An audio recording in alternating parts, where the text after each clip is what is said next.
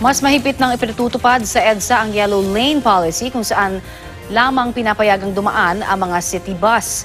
May nakita naman kayang pagbabago sa trapiko ang MMDA. Alamin po sa balitang hatid ni JP Soriano.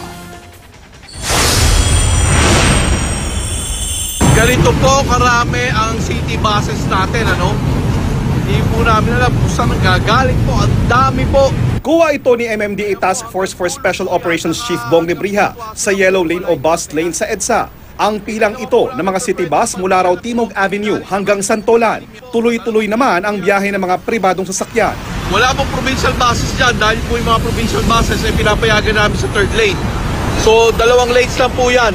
May kita nyo po yung mga private vehicles nakausad na. Sa pilitang pinaira ng MMDA ang matagal ng patakarang ito dahil maraming city bus daw ang lumilihis sa Yellow Lane. Pina-implement namin to the dot, as in walang makakalabas ng Yellow Lane. Kinural talaga namin papunta doon. Yes, tumukod ang traffic, but then again, may kita nyo yung flow ng traffic doon sa private vehicle lanes.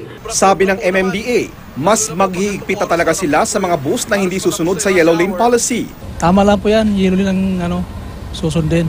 Yellow lane lang? Opo. Hindi kayo lumalagpas doon? Hindi po.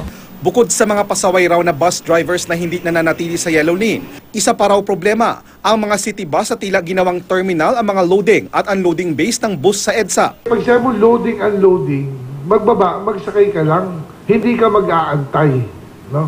Yung iba kasi nating mga driver dyan, ginagawang terminal. Sa loading and unloading bay ng mga bus sa Farmers Cubao, aabot sa 2 hanggang 3 minuto o minsan higit pa ang mga bus na nakita namin. Kaya ang MMDA, ipag-uutos na raw na mabilisan na lang ang paghinto ng mga city bus sa mga loading at unloading bays. Giving instruction to Bong, iwasan na mangitlog.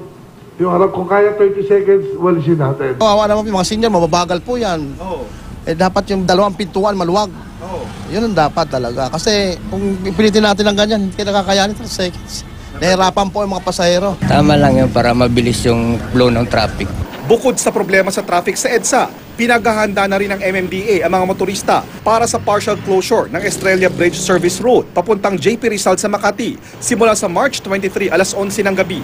Ito raw ay para bigyang daan ang nagpapatuloy na rehabilitasyon ng Estrella Pantaleon Bridge. Payo ng MMDA, dumaan na lang sa alternatibong ruta.